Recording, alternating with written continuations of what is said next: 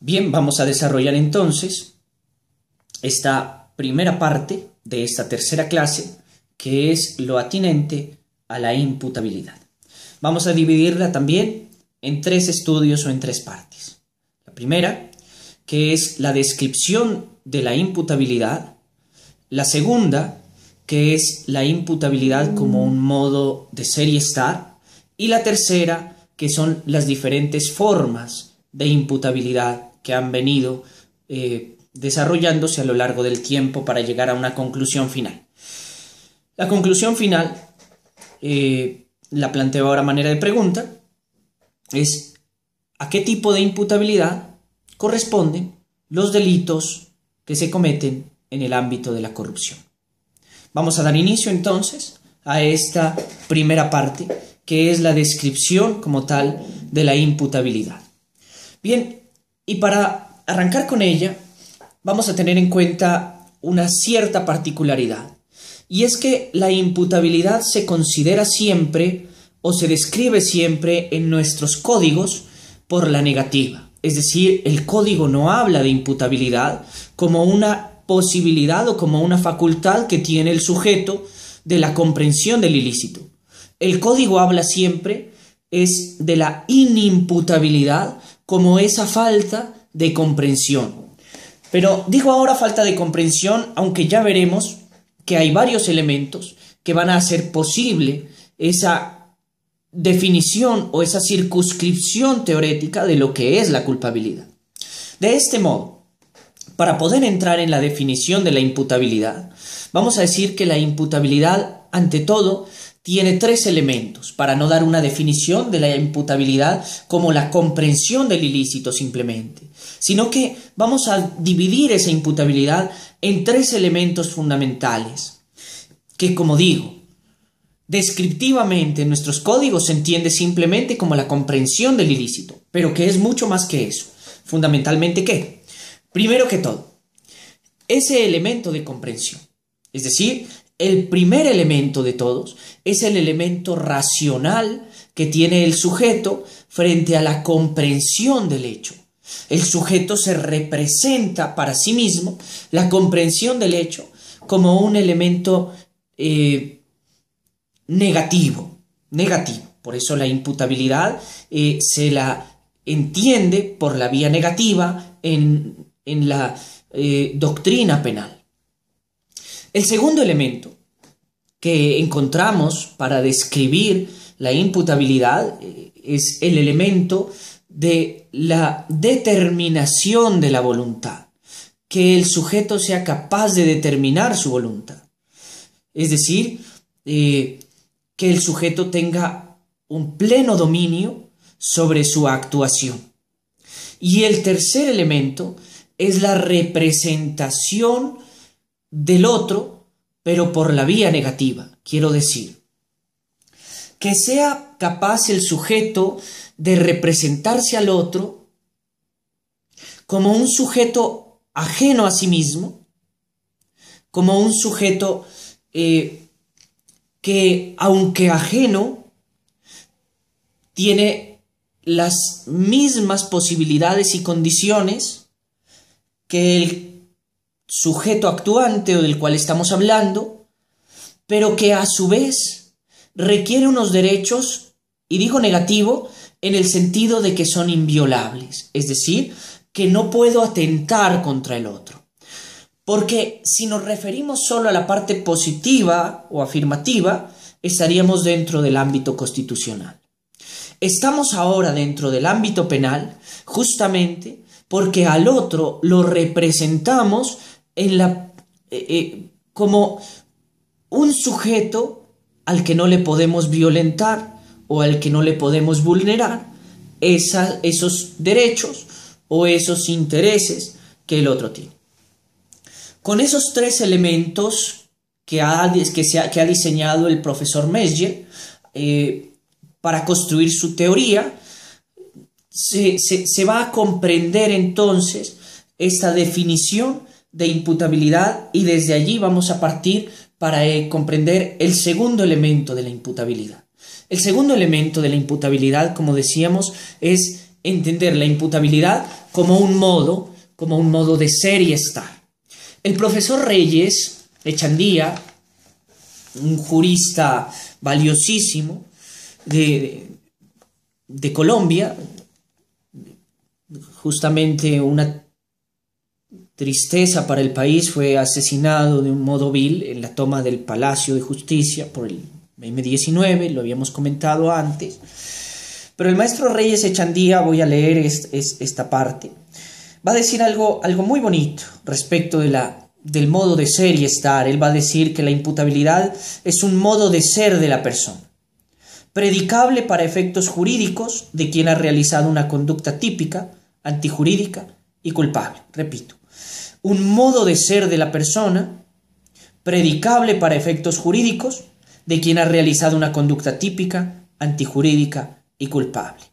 Sin embargo, el maestro que ya hemos citado antes, Luis Carlos Pérez, le hace una precisión interesante a esta posición del maestro Reyes, diciendo que más que un modo de ser, la imputabilidad es un modo de estar, dado que el hecho de la incomprensión del ilícito no siempre es susceptible del mentecato o del que no alcanza por sus facultades mentales a comprender el ilícito, sino que puede darse en condiciones diversas de un sujeto que goza normalmente de esas facultades mentales.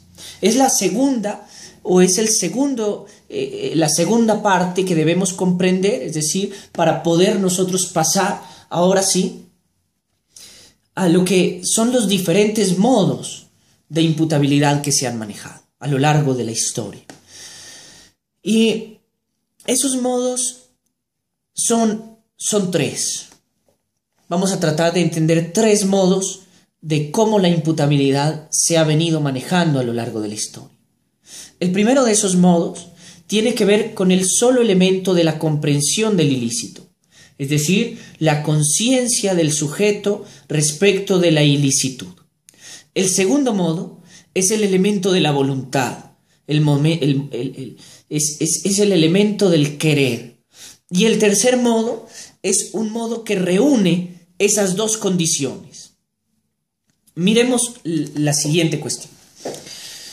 Cuando arrancamos con las posturas para comprender el elemento de la imputabilidad, la primera propuesta que se hace es que el imputable es aquel que conoce o que es capaz de representarse la ilicitud de la conducta. Ese es el imputable. Y el inimputable es el que no goza de esta facultad. Es decir, que llegado un momento en el cual la comprensión del ilícito no es total, y lo digo por la vía negativa, no del hecho, sino del ilícito, es decir, del daño que se puede producir, no se configuraría la imputabilidad, no llegaría a configurarse. Lo que no haría posible la configuración, por tanto, de la culpabilidad y, por tanto, la configuración del tipo penal o de la conducta típica, antijurídica y culpable. Esto, en Colombia voy a referirme porque estas teorías han sido aplicables, quiero decir, no son teorías que se desarrollaron por allá en escuelas filosóficas del medioevo, de la modernidad y que nunca llegaron a nuestros estados, sino que justamente se desarrollaron en nuestros códigos. Y en Colombia, en la propuesta de código penal que teníamos en el año de 1936, el elemento fundamental era el elemento de la representación del hecho. Si el sujeto era capaz de representarse el hecho, por tanto era imputable. Era imputable. Es decir, la propuesta que en ese entonces hacía el proponente, el doctor Lozano, era que había que quitar el elemento del querer, es decir, el elemento de la voluntad del que hablábamos hace un momento y que ahorita lo pasaré a explicar. Y con el solo elemento de la representación del ilícito podría juzgarse o configurarse el delito. Y esto es un verdadero peligro porque en ese ámbito, incluso el anormal, psicofísicamente, entraría a ser imputable. Lo que quiere decir que cualquier sujeto que se represente para sí mismo esa posibilidad del ilícito sería o estaría sujeto a ser enjuiciado. Esto va a cambiar profundamente con la reforma que se hace en el 74 en Colombia. Para ese año ya, y que va a ser lo que se va a incluir en el Código de 1980 en Colombia, la propuesta va a avanzar muchísimo más y se va a tener en cuenta el elemento volitivo, es decir, el elemento de la voluntad también, no solo la comprensión. Pero, bueno, digo no solo la comprensión, no, sino que vamos a pasar al otro extremo. Vamos a pasar al otro extremo. Ya estábamos en el ámbito de la comprensión y ahora se va a pasar al otro extremo, que es la voluntad. Si el sujeto es capaz de determinarse, ese sujeto, por tanto, es imputable. Si ese sujeto no es capaz de determinarse, ese sujeto no es imputable. Aquí vienen unos cambios radicales sobre las teorías, por ejemplo, de la ira y el intenso dolor, o sobre los tipos penales, los atenuantes o agravantes más bien del tipo penal, como por ejemplo el alicoramiento. Entonces, cuando estábamos frente a la conducta, o más bien cuando estábamos frente a la teoría que determinaba la cuestión de la comprensión del ilícito, la sola comprensión del ilícito, entonces la ira e intenso dolor se convertía en una especie de agravante o en un agravante en sí mismo. Porque la ira y el intenso dolor, que en Bolivia no se maneja exactamente con este nombre, pero es con un nombre parecido, la ira y el intenso dolor que decimos acá, no quita o no ciega al sujeto de la comprensión. La comprensión está allí presente. Es decir, lo que inhibe la ira y el intenso dolor es la facultad de determinación, o sea, del querer. Es decir, interviene directamente en la voluntad, pero no interviene en la comprensión de la ilicitud. Un sujeto, por más enojado que esté, comprende perfectamente el ilícito. Lo que le cuesta es dominar su voluntad. A diferencia de la propuesta del 74 respecto de la voluntad. Es decir, cuando entra en vigencia el Código del 80, de 1980, lo que en Colombia es la Ley 100 del 80, la ira y el intenso dolor va a representar un atenuante, porque estamos en el ámbito de la voluntad, de tal modo que si el sujeto actúa bajo ese influjo, incluso en Colombia no era un atenuante sino un eximente de responsabilidad. El sujeto bajo esa ira e intenso dolor no es capaz de determinarse. No importa el elemento, no importa aquí el elemento de la comprensión, importa es el elemento de la voluntad.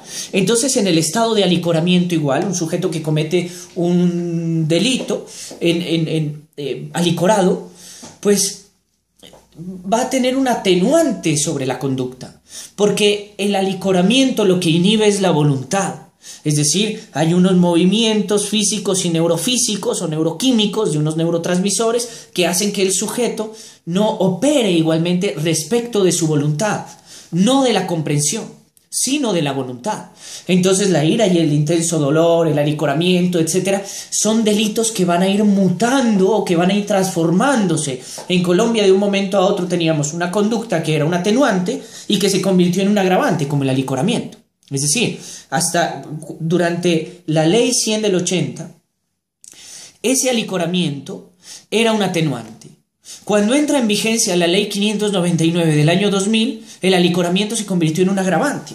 Uno dice, pero ¿qué fue lo que hizo que de un momento a otro, de un año a otro, la conducta cambiara tan significativamente?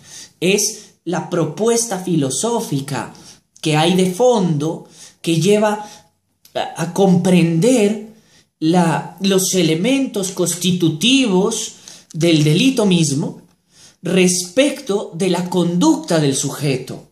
Entonces, eso es lo que permite la comprensión sí, la comprensión y la determinación de un tipo penal. Miren ustedes que para la ley del 2000 la cosa va a cambiar muchísimo, porque vamos a entrar a considerar el elemento penal a partir de la teoría del filósofo Dilthey, de este posmoderno que era de corte hegeliano.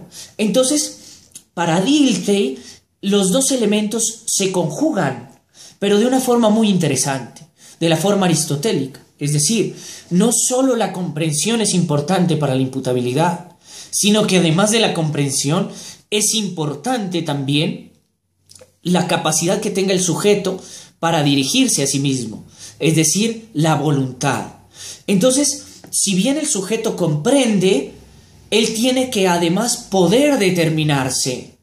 Esto va a poner en juego una cantidad de cosas diferentes. De ese modo, por ejemplo, vuelvo sobre el ejemplo del alicoramiento y ahorita paso a lo que nos corresponde.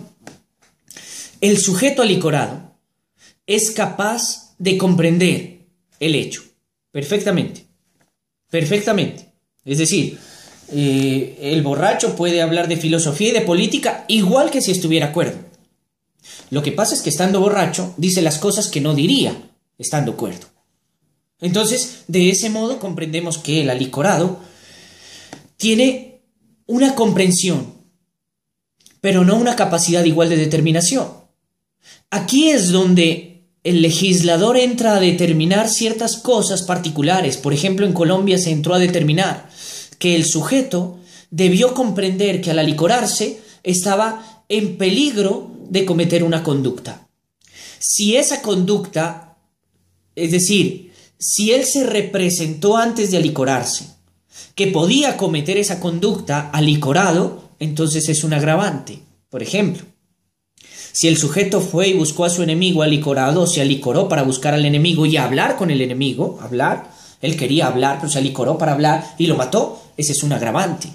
Porque él debió representarse, o él se representaba siempre que de pronto no iba a hablar y que alicorado se le iban a subir los ánimos y podía cometer allí el injusto penal. Pero si el sujeto, por el contrario, o pongamos un ejemplo más aquí interesante, el sujeto bebió y condujo. En Colombia tenemos una particularidad aquí, una cosa rarísima, a veces al legislador se le van las luces por completo. Tenemos algo que se llama dolo eventual. Dolo eventual, miren esto. El dolo eventual es aquella conducta que se comete sin querer queriendo. Inentendible. Es decir, es una forma de culpa. Pero el legislador, para agravarlo, se creó una teoría absurda. Absurda es cuando el sujeto, por ejemplo, bebió y condujo. Hombre, allí hay una culpa. Pero en Colombia complicamos la cosa y creamos algo que se llama dolo eventual.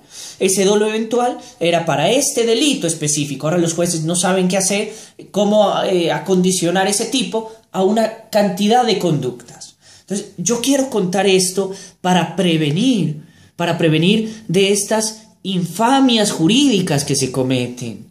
Esto desdibuja completamente la teoría o el avance jurisdiccional que un Estado debe tener. Y los teóricos deben hablar al respecto y deben condenar este tipo de decisiones. Entonces, aquí es donde nosotros entramos y decimos, el sujeto bebió y después condujo. Pues es un agravante, porque él sabía antes de beber que debía dejar el vehículo, que no debía llevar el vehículo. Entonces, aquí se configura este tipo o estas formas de imputabilidad y hemos avanzado hondamente hacia estas características. Preguntémonos ahora sí, ¿cuál es la teoría aplicable, para terminar con esta primera parte de la tercera clase? ¿Cuál es la teoría aplicable a los delitos que están en el ámbito de la corrupción? Es decir, el sujeto que administra la hacienda pública o que funciona dentro de la administración pública es capaz de representarse el ilícito. Es la primera pregunta que nos hacemos. Es decir, yo no voy a responder, lo dejo como una pregunta ahora. Pero entonces me pregunto, ¿ese sujeto es capaz de representarse ese ilícito? Segundo, ese sujeto es capaz de determinarse frente a la comprensión de ese ilícito. Por eso es que cuando elaboramos el tipo penal, cuando se elabora la tipicidad, estamos siempre atendiendo al concepto de imputabilidad. Y la pregunta es, ¿cuál es el concepto de imputabilidad que estamos manejando respecto del servidor público? ¿Le estamos manejando el querer solamente? ¿Le estamos manejando solamente la conciencia, el elemento de la racionalidad o de la razonabilidad frente al injusto penal? ¿O estamos relacionando los dos elementos? Porque aquí hay una cuestión fundamental a la que me voy a referir en un momento. Uno de los antecedentes, lo enumero de una vez, ahorita lo paso a explicar, uno de los antecedentes del Estatuto Anticorrupción es que ciertas conductas reprochables se convirtieron en algo común y corriente. ¿Hasta dónde entonces el sujeto hace el juicio del que hablábamos hace un momento en la segunda clase? El sujeto hace un juicio acertado de la realidad. Si se nos convirtió en algo común y corriente, en algo normal, el pagar por el tiempo, el pagar porque alguien nos haga fila, el pagar por un procedimiento que no debería ser cobrado. Entonces, en ese sentido, debe considerarse no solo la gravedad de la culpa o de la conducta, sino, o del dolo, claro, de la conducta, digo, sino el elemento mismo de la comprensión y de la determinación frente al hecho punible.